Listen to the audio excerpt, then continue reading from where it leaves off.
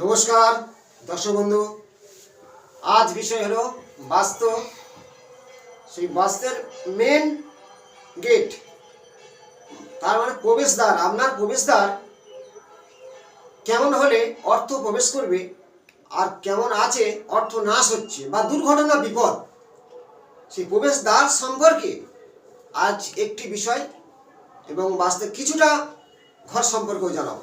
প্রত্যেকে এই ভিডিওটা দেখবেন, অপরকে শেয়ার করবেন। আমাদের ভালো থাকার জন্য বাস্তুশাস্ত্র অনুযায়ী বিভিন্ন তত্ত্ব আমরা সামনে তুলে ধরছি। একটি বাস্তু দেখুন, চারটে কোণ সমান, মানে একে বলা হয় চতুর্ভুজ বাস্তু। যথেষ্ট ভালো। এবার শুভ বাড়ি করার আগে আমি প্রত্যেকের বলি, পুষ্যা নক্ষত্র আপনি বাড়ি শুরু করুন। পুষ্যা নক্ষত্র বা সেটা বৃহস্পতিবার হওয়া ভালো, শুক্রবার হওয়া, বুধবার ভালো, শনি মঙ্গলবার ব্যাঘাত যোগ, এইসব যোগগুলো বাড়ি তৈরি করলে বেশি দিন ট্যাকে না। সেটা অনেক কিছু ব্যাপার আছে।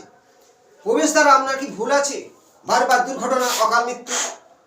এক জায়গা বাড়ি ছিল আর জায়গায় বাড়িতে গিয়ে আপনার ইনকাম বন্ধ হয়ে গেছে, ব্যবসা বন্ধ হয়ে গেছে, সন্তানদের পড়াশোনা নষ্ট হয়ে যাচ্ছে।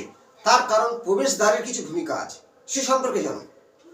দেখো, আমাদের এই যে 10টা দিকপাল বা 64 দ্বার, এরকম বিভিন্ন ব্যাপার আছে। আমি সিম্পল পূর্ব, পশ্চিম, উত্তর, দক্ষিণ, ঈশান, অগ্নি, নৈঋত, বায়ু, চারটে আমরা সবাই জানি কম বেশি করে।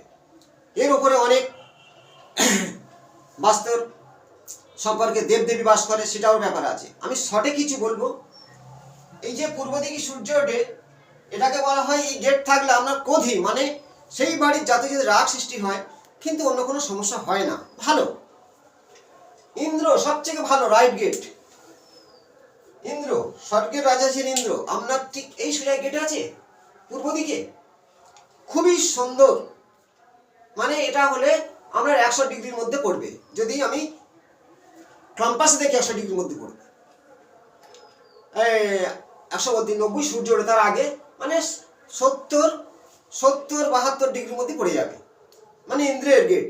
আপনার রাজার মতো চাল চলন, অর্থ ঘন হওয়া, প্রচুর ধন আসবেই, আসতে বাধ্য। ইন্দ্রের পুত্র, তার নাম জয়ন্ত। এই জয়ন্তর সোজা গেট যদি হয়, সাহসিকতা, পরাক্রমী এবং ধন অর্থ আসবেই। পূর্ব দিকের গেট কথা বললাম। উত্তর দিকে দেখো, ভল্লাট, সোম। এই যে উত্তর দিকে গ্রহদের বাস হলো বুধ গ্রহ, তার সাথে সোমকে ধরা হয় চন্দ্রের কানেকশন ধরে। মেন হলো কবির, 0 ডিগ্রি থাকে। কবির, ভল্লাট সোজা এই সময় যদি 3টে গেট করা যায়, উত্তর দিকে গেট কোনো সমস্যা হয় না।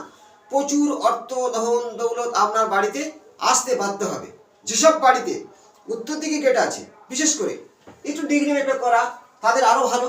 অজান্তে করেছে, সেটাও তার ভালো হচ্ছে। ভল্লাটে গেট পড়েছে, সোমে গেট পড়েছে, আপনার অবশ্যই অর্থ গমন হচ্ছে, প্রচুর অর্থ গমন হচ্ছে।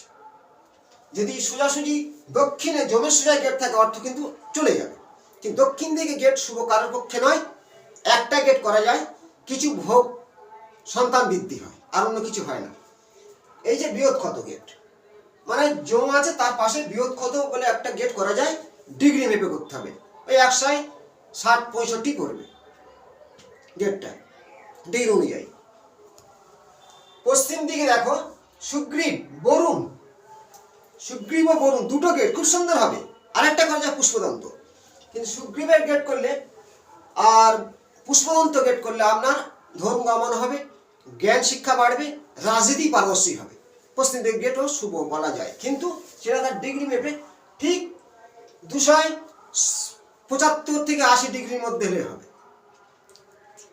বা এখানে থেকে ধরা যায় 180-270, মানে পশ্চিমে শনি আছে 270, শনির পরে চলে যাচ্ছে, 70-75-এ গেট করলেও চলবে।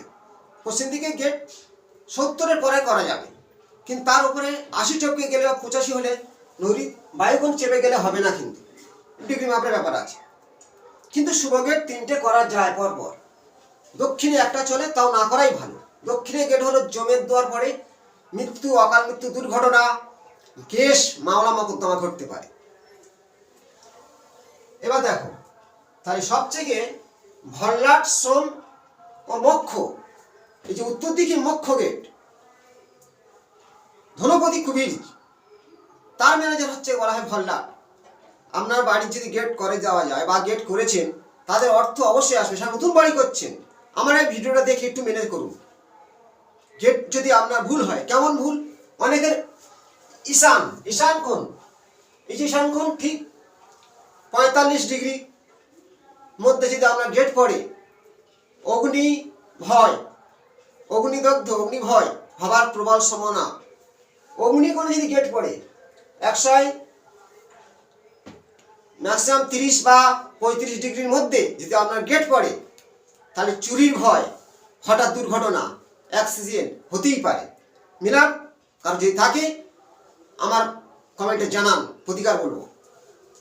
দক্ষিণ দিকে 180 ডিগ্রির মধ্যে যদি আপনার গেট পড়ে যায়, অকাল মৃত্যু, দুর্ঘটনা, কেস মামলা চলছে, এটা মিলবে শিওর।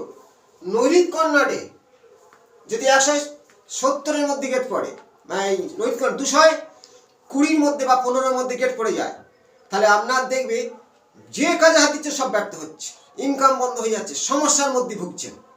নৈরিত কর্নাটে মানে এক কথায় কোনো মতে কোনো কর্নাটের গেট শুভ ফল দান করে না। বায়ু কর্নাটে গেট যক্ষা রোগ, যক্ষা, কাশি, বিভিন্ন ধরনের শ্বাসের রোগ আসতে বাধ্য হবে। তাই বাস্তুর মেন গেট অনেকটাই ভূমিকা দেয়। যারা নতুন বাস্তু করছেন একটু বাস্তু মেনে করুন, ভালো থাকবে। কিন্তু যাদের করা হয়ে গেছে অবশ্যই তাকে সরানো যায়, তার ডিগ্রি ভেবে সরাতেই হবে। তাহলে গেট নিয়ে আমি বোঝানো। অনেকের প্রশ্ন থাকতে পারে, তার সিঁড়ি কিন্তু একটা ছাদের ডবল লোড, তাই সিঁড়ি কোনো মতে ঠিক 45 ডিগ্রি ঈশান কোণে করা উচিত নয়। আপনার সবসময় চাপে থাকতে হবে। সেই কারণে সিঁড়ি করার একটা নির্দিষ্ট দিক সঠিক হলো পশ্চিম দিক। পশ্চিম দিকে আপনার হয়তো জায়গার অনুযায়ী একটু সরে যেতেই পারে, সমস্যা হয় না। কিন্তু পশ্চিম দিকে সিঁড়ি করার জন্য আমি এখানে দিয়েছি ঠিক সুগ্রীবের পরের ধাপে সিঁড়ি করা যায়, এটা সিঁড়ি। এবারে অনেকে প্রশ্ন থাকতে ঠাকুর ঘর তালিকা দেওয়া হবে। ঠাকুর ঘর হবে ঠিক 45 ডিগ্রির মধ্যে, এই ঈশান কোণ, ঈশান কোণের চেপে আপনার ঠাকুর ঘর অবশ্যই হতেই হবে। অগ্নি রান্না কিচেন ঘর ঠিক অগ্নিকোণ 135 ডিগ্রির মধ্যে আপনি রান্নাঘর করুন, অর্থ উপার্জন হবে। অগ্নিকোণ মানে মাতা লক্ষ্মীর স্থান। এ সম্পর্কে অনেক কিছু বড় গল্প আমি আপনার জানাবো অবশ্য। অগ্নিকোণে রান্নাঘর, ঈশান কোণের ঠাকুর ঘর, ব্রহ্মস্থানটা ফাঁকা, এখানে একটু ফাঁকা রাখতে হবে, বাড়ির মিডল পজিশনটা। আর উত্তর দিকে দেখো বাচ্চাদের ঠিক ঈশান কোণ চেপে বাচ্চাদের থাকার ঘর, অতিথিশালা, এরভাবে বয়স্ক মানুষ থাকতেই পারে। আর স্বামী স্ত্রী থাকার ঘর হলো বায়ুকন্যার চেপে, ঠিক এই চন্দ্রের স্থান বলা হয়। চন্দ্র বায়ুকন্যার থেকে স্বামী স্ত্রী থাকার ঘর, কারণ বায়ুকন্যা থাকলে শুক্রের পূর্ণ দৃষ্টি পড়বে চন্দ্রের ওপরে। তাই শুক্র হলো সুখ ভোগ করা, স্বামী স্ত্রী সন্তান হচ্ছে না, অবশ্যই হবে। নৈরিত কোণ চেপে অনেক সময় বয়স্ক মানুষ থাকতে বলা হয় কেন? দেবগুরু বৃহস্পতির প্রভাবটা পড়বে, শরীরটা অনেকটা ভালো থাকবে, বৃহস্পতি রোগ শোক ব্যাধি থেকে বাঁচায়। স্বামী স্ত্রী যদি ঈশান কোণের ঘরে থাকে সম্পর্ক নষ্ট হয়, ভাই বোনের মতো সম্পর্ক হয়ে যায়। ঈশান কোণ শান্তির জায়গা, মনের গতিশীল কমিয়ে দেয়। কিন্তু বাচ্চাদের ক্ষেত্রে শুভ, বাচ্চারা কোনো মতে এই বায়ুকন্যার ঘরে থাকবে না, তার চঞ্চল মন সৃষ্টি হবে। নৈরিত কোণের ঘরে থাকবে না, তার আরো রাহুর প্রভাব বাড়বে, অস্থিরতা হবে, রাগী হবে। তেমনি থাকার ঘরেরও প্রভাব অনেকটা আছে, সেই সম্পর্কে আবার প্রথম ভিডিও জানাবো, কিছুটা জানালাম। বাড়ির মিলেশনটা সুন্দর থাকবে। অনেকের প্রশ্ন থাকতে পারে ঠাকুরঘর হলো, রান্নাঘর হলো, তাহলে আমার পায়খানা বাথরুম, বাথরুমের ঠিক দেখো পশ্চিম দিকে বাথরুম করা যায়। এই যে সিঁড়ির পরের ধাপে যেটা আছে, নৈরিত কোণ ছেড়ে একটা বাথরুম করা যায়, তারপরে আবার বরুণ ছেড়ে দিয়ে আবার বাথরুম করা যায় পশ্চিম দিকটা, মানে জলের ধারা। বরুণ হলো জল, তাহলে আমাদের জল তত্ত্ব, অগ্নিতত্ত্ব, বায়ু তত্ত্ব, পিতৃতত্ত্ব মানে মাটি, আর আকাশ তত্ত্ব খোলা। তাহলে তেমনই সেই বাতাস ঠিক মতো বাঁচতে চলাচল না করার কারণে, প্রবাহিত না হওয়ার কারণে মানুষের রোগ ব্যাধি বিভিন্ন সমস্যা আমরা ভুগতে থাকি।